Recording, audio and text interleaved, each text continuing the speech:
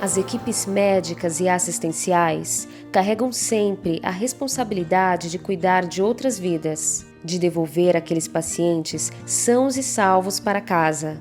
Mas neste momento de pressão ímpar como o que vivemos, como fica a saúde mental desses profissionais? Vamos saber disso no episódio de hoje e que você assiste a seguir. Somos deslocados para o Instituto Central, ali do Hospital das Clínicas, a UTI que é dentro do INCOR, para recepcionar somente pacientes de Covid-19. No primeiro dia eu já senti o clima e a movimentação do tipo de paciente que nós enfrentaríamos. Causou ansiedade, medo, porque nós temos uma formação básica de enfrentamento da morte e de respeitar a morte no sentido de aceitar a finitude da vida. Então, se você tem um paciente muito grave, de uma doença incurável e que realmente todo recurso está causando maior sofrimento, há uma discussão legal, até reconhecida, compartilhada com a família, de diminuir o sofrimento desse paciente e trazer dignidade para aquele fim de vida, seja em casa ou em ambiente hospitalar. A Covid fugiu muito disso, porque são pessoas que estavam trabalhando, que não tinham doenças prévias graves, que acabavam desenvolvendo a Covid com gravidade e parando na UTI. Pessoas até que nunca tinham sido internadas. E uma taxa de mortalidade em torno de 60%. O que eu percebi na equipe? Todo mundo que não tinha nenhum problema psiquiátrico, ou eram considerados normais, vamos dizer assim, não tinha ansiedade, não tinham insônia, não tinham crises de estresse, impaciência, irritação, passaram a ter. Inclusive eu tive 2 crises de pânico. Então, são sensações que eu nunca tinha vivido. Eu já passei por situação traumática, eu já tive câncer, já tratei câncer, mas eu nunca tive nada parecido como eu tive nessa pandemia. Eu acho que devido à tentativa de salvamento de vida desses pacientes, do empenho da equipe, porque todos foram empenhados e são ainda, porque a gente vive a pandemia, ela não acabou. Porém, hoje a gente conhece um pouco mais da doença. E o medo do desconhecido gera ansiedade. Essa ansiedade passava para nós. Eu chegava vários dias e chego com um paciente novo internado conversando, eu ia embora. No outro dia ele estava sedado e entubado. Então, é muito fora do que nós somos acostumados. Então, eu lembro de um momento que nós reunimos toda a equipe, então todos os profissionais, a equipe de enfermagem, no caso eu e minha diretora, unimos toda a equipe e fomos conversar a respeito de como eles se sentiam em ter que ser transferidos para um local que atenderia exclusivamente pacientes com Covid.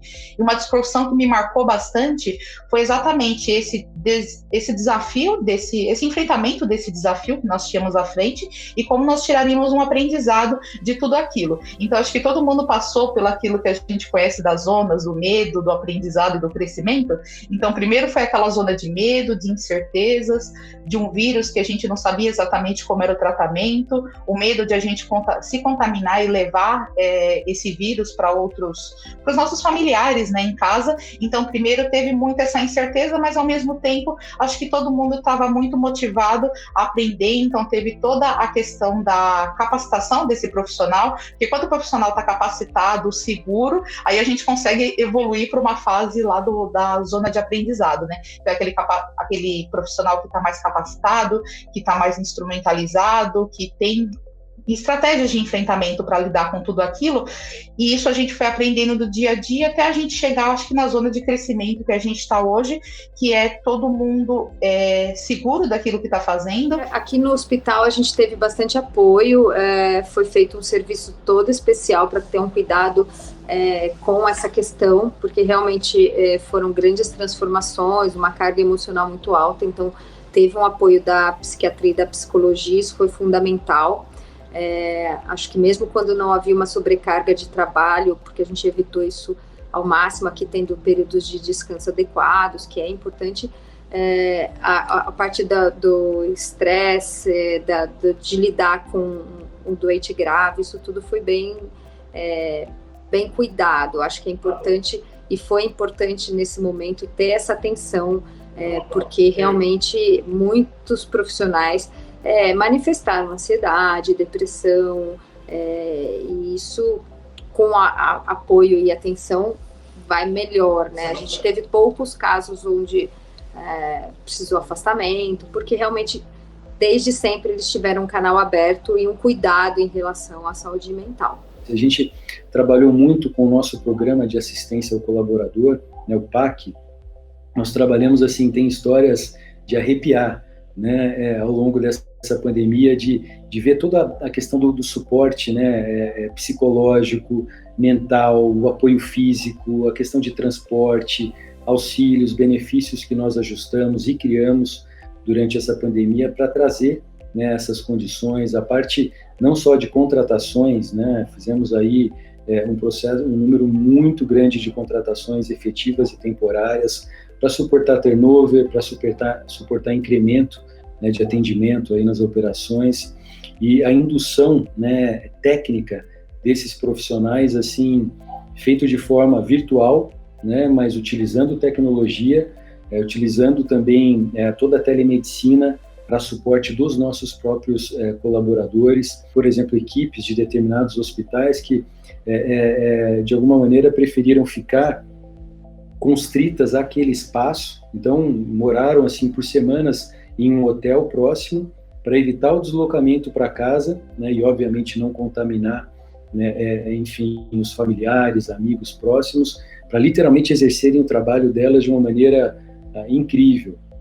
Então isso tudo, eu acho que trouxe uma atmosfera dentro da empresa para as áreas de suporte que não estavam no front, assim, um interesse, um desejo genuíno de não parar de trabalhar, de suportar, de que não faltasse suprimentos. Eu vi diversos estudos que mostraram que equipes que estavam atuando diretamente com pacientes com a Covid-19, eles enfrentaram melhor, tiveram estratégias de enfrentamento melhor e se contaminaram menos. A gente vê isso na nossa realidade, nós que atendemos exclusivamente pacientes com Covid.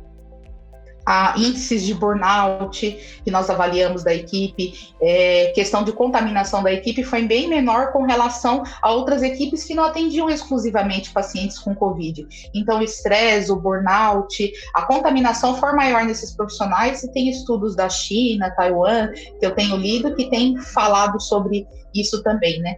Então, com relação à saúde mental, esse primeiro momento, eu acho que foi um momento de medo. Alguns profissionais procuraram, sim, serviços. Eu acho, aliás, que essa questão de saúde mental dos profissionais, ela já deveria ser discutida, assim. Claro que na pandemia isso se maximizou muito mais, né?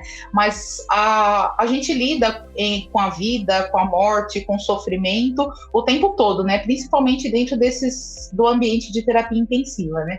Isso aumentou com a pandemia, mas eu vejo que muitas pessoas, você ter um acolhimento adequado do funcionário, você abrir o diálogo e você dar capacitação para ele se sentir seguro para atender aquele tipo de paciente, eu acho que foi o que fez toda a diferença lá no nosso serviço.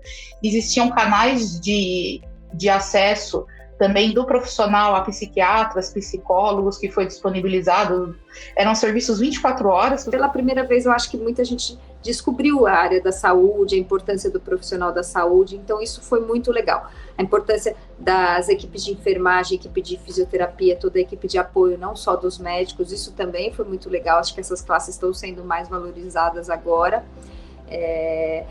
E eu espero que isso se mantenha, né? Acho que a saúde sempre existiu, o sistema público de saúde sempre existiu, e talvez muita gente nunca tivesse olhado para isso, e agora acho que a população teve muito mais acesso à informação.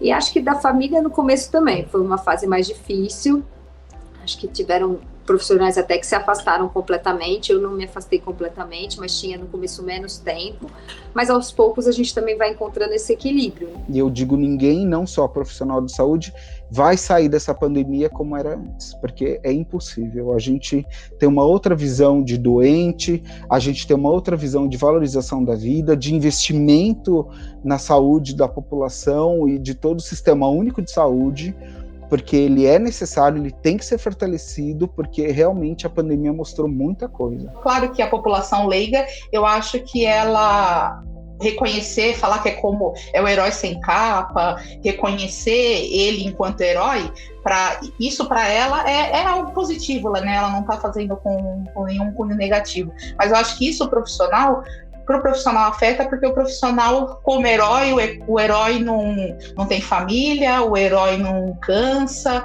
o herói não fica doente. Então, acho que o profissional acaba indo além do limite dele para poder exercer aquele trabalho, né? E ele acaba se prejudicando. Então, eu vejo avanços na área técnica, né, protocolos, organização hospitalar.